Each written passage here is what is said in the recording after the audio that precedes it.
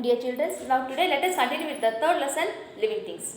Okay, in this lesson, yesterday we were discussing about the classification of animals. So animals are classified into like a kingdom, yes or no?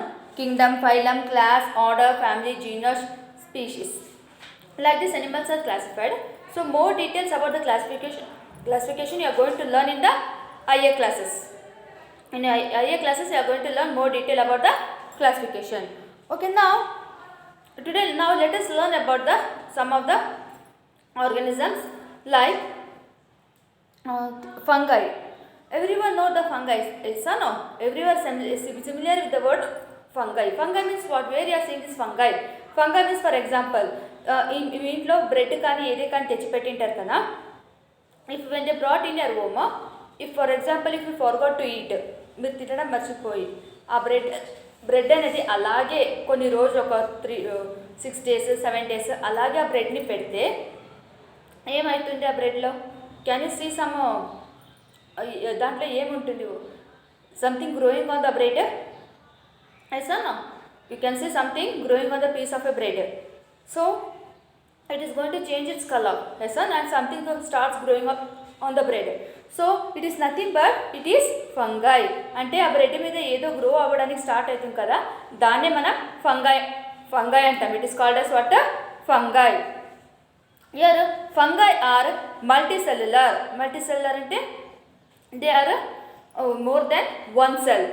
ఒక cell కన్నా ఎక్కువ ఉంటాయి అన్నమాట ఫంగైలో. Fungi are multicellular and rely on breaking down organic materials as they are not able to make their own food.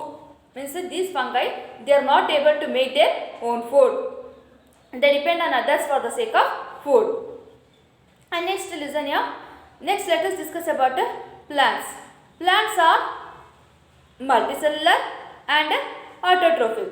Multicellular means in plants there are many cells, more than one cells, means there are many cells in the plants.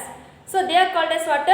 Multicellular and autotrophic. Autotrophic means what? They can prepare their own food.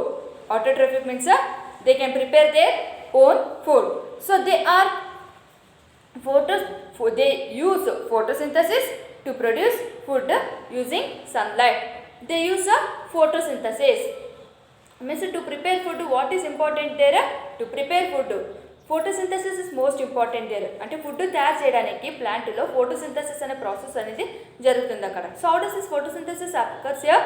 Photosynthesis means in the presence of air, water, sunlight, what happens and inside the leaf, the leaves are green in color, no? And along with the green color pigment chlorophyll, this chlorophyll it is present in the chloroplast. Chloroplast లో ఉంటుంది chlorophyll అనేది. ఆ chloroplast ఎక్కడ ఉంటుంది? Leaf లో ఉంటుంది, green colour leaf లో ఉంటుంది. So the leaf is green in colour. So what this green colour chloroplast it will do? It absorbs carbon dioxide. It absorbs carbon dioxide. So what happens? Due to that it breaks down the glucose particles into the whatever it is absorbing from air, water, sunlight. It breaks down the glucose particle and then what happens there? There it prepares the food. Inside it prepares the food. So in this way photosynthesis is going to take place in the green plants. Now animals. Okay, now let us discuss about the animals. Animals are multicellular and they are heterotrophic and rely on other organisms for food. Here animals are multicellular. Multicellular means here animals are made up of more than one cell. So they are called as multicellular organisms. Example, including human being also, we are also made of many number of cells. Our skin is made up of some different type of cell. Our skeleton, our muscles, like that. Even our blood also, they are also type of cells. Even our human beings are multicellular. They are heterotrophic. They are heterotrophic. Heterotrophic means what? Depend on others for food. Depend on others for food. The organisms which depend on others for food are called as heterotrophic organisms. Heterotrophic organisms అని దేని అంటారు? The organisms which depend on other organisms, other like plants for food are called as heterotrophic organisms and rely on the other organisms for food. Okay, this is about classification of or the living things. Okay, next let us discuss about plants and animals depends on each other. Plants and animals depend on each other. Plants and animals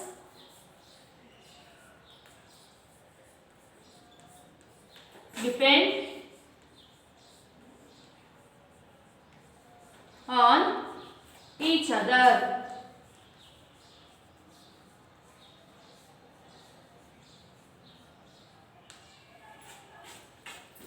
Okay, now let us discuss about this now. See here, plants provide food and shelter for animals, and as they photosynthesize, regulate the level of oxygen and carbon dioxide in the atmosphere. So what they do, they regulate the amount of oxygen and carbon dioxide in the atmosphere. Means how they regulate means plants they take in carbon dioxide and they give out oxygen. In this they regulate the oxygen and carbon dioxide in the atmosphere. As food producers, plants are eaten by herbivores, which in turn become food for the omnivorous and carnivorous. And plants are also the homes of many animals. Plants are the homes of many animals. Small and big plants provide shelter for predators and harsh factors of the environment like the hot sun, cold snow and torrential rain. So when plants photosynthesize, they take in carbon dioxide and give out the fresh oxygen that all the animals need for respiration. Plants are crucial for the health of all animals. Plants are crucial for the health of all animals. So what they do, plants as well know that they take in the carbon dioxide and they give out oxygen. Means they give out the fresh air. Fresh air means oxygen, which is useful for most of the animals living near the plants.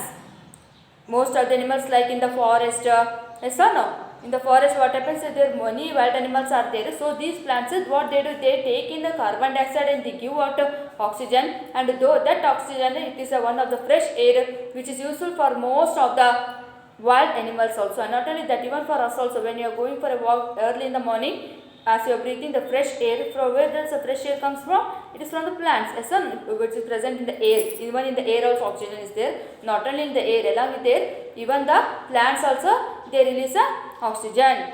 So during morning time especially we get a fresh air. Okay, on the other hand, plants depend on animals for nutrients. Plants depend on animals for nutrients, pollination and seed dispersal. And as the animals consume plants, they regulate the number of different species of plants. And while plants provide oxygen for the animals, as they photosynthesize, animals respire and give out carbon dioxide for plants to make food with. So it is an interdependent relationship here. This is not to say that plants do not respire themselves. They do it. They do. It is just that the amount of carbon dioxide they give out is not enough for the plants to make enough food with. As such, plants need animals.